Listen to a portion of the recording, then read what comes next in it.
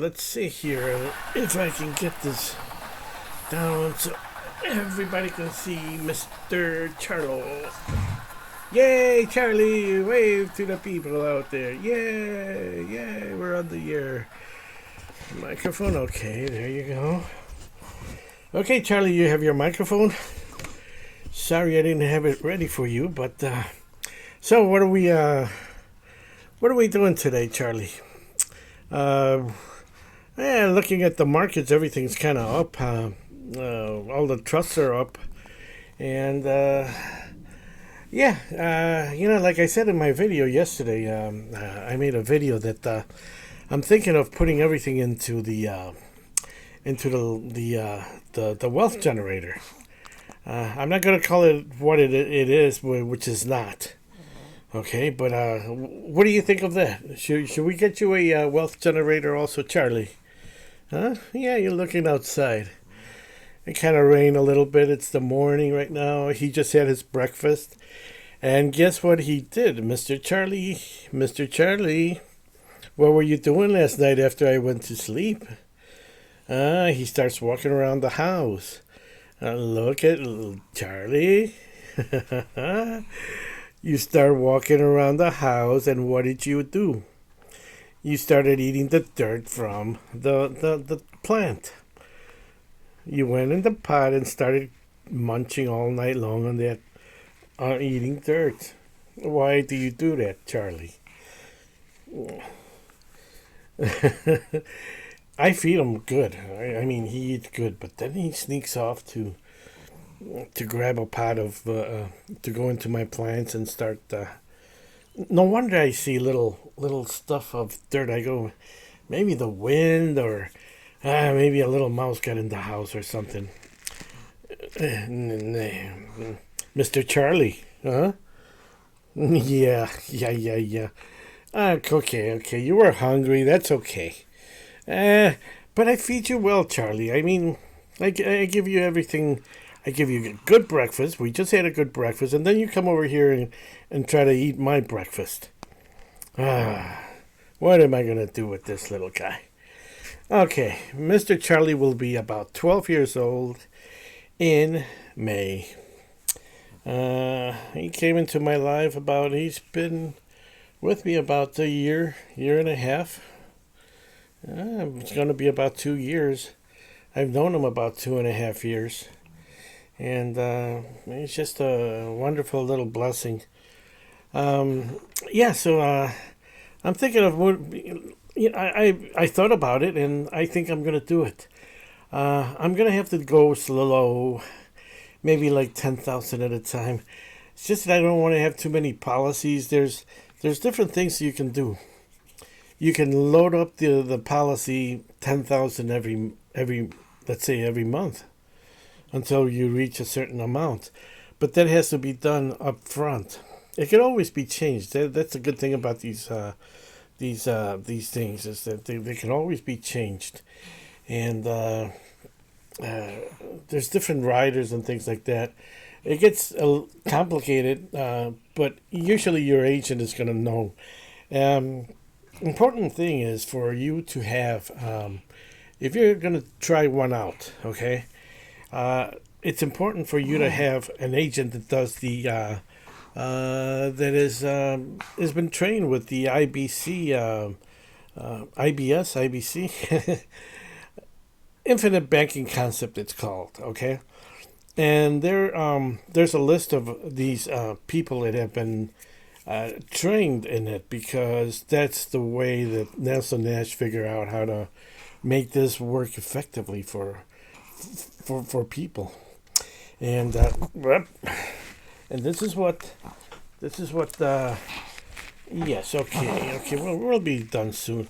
Don't need my hand, please. No. Okay. This is something that, like I've said so many times, it's been done over and over with people in the past. This is what all the wealthy people used to do, and they used to have these machines just generating, and you wonder what. Okay, they have a business, but how about their families, and how do they make it? How, you start. One common thing about a lot of these people, like the Waltons, okay, is they have this. They have this. Most people that are into the very wealthy have these wealth generators, and it's a little. I don't want to say it's late for me, because you can even do it when you're in your 80s, 90s, if you want to. And especially if you're thinking of passing it down to other people. You just pass on the account to whoever, the beneficiaries. And, it's basically tax-free. But, of course, you got to talk to, if you ever talk to an accountant or attorney, somebody that knows about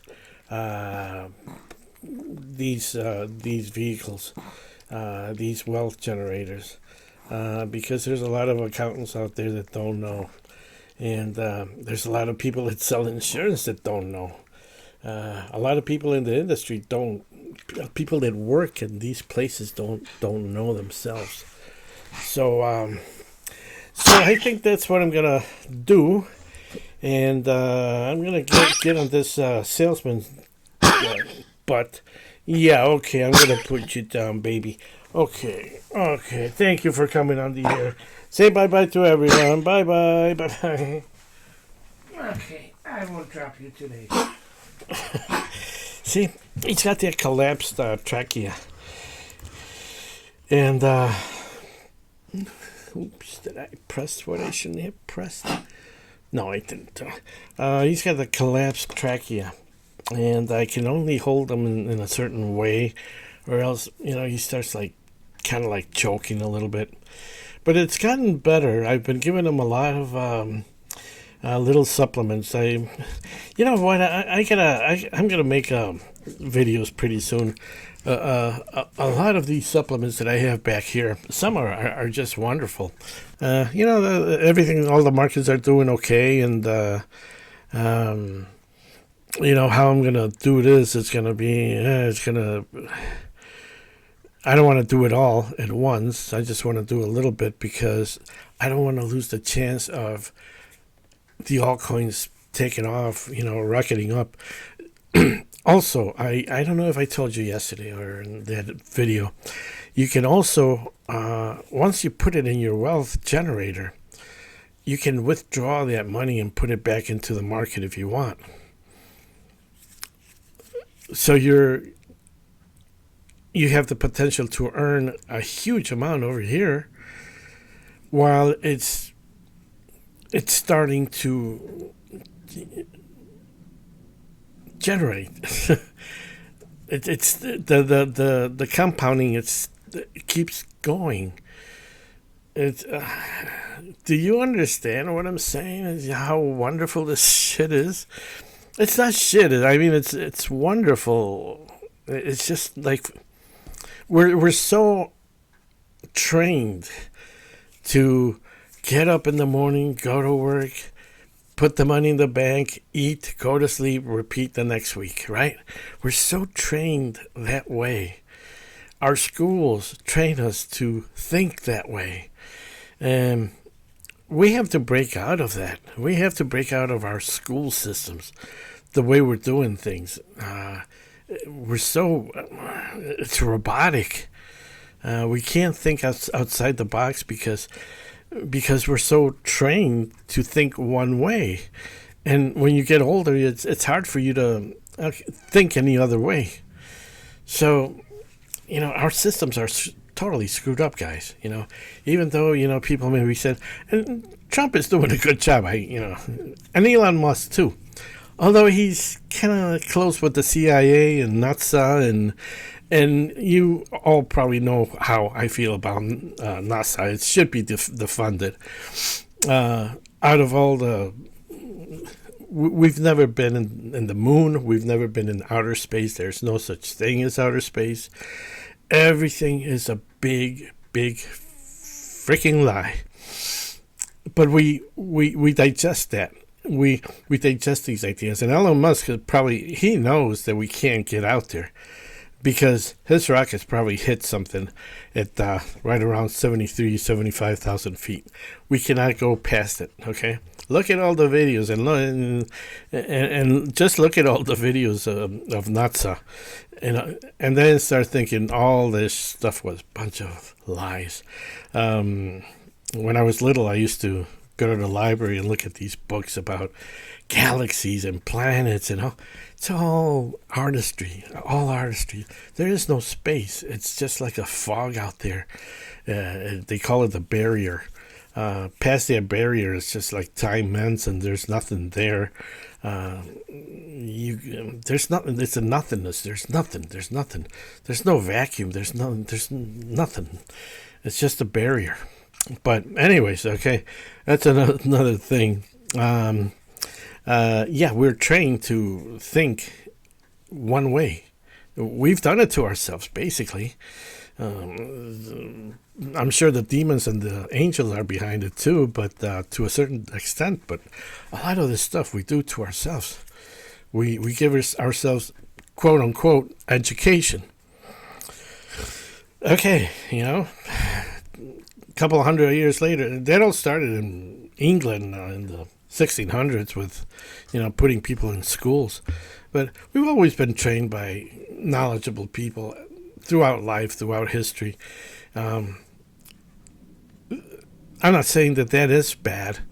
It's good to learn from elders, but sometimes you have to have keep a perspective.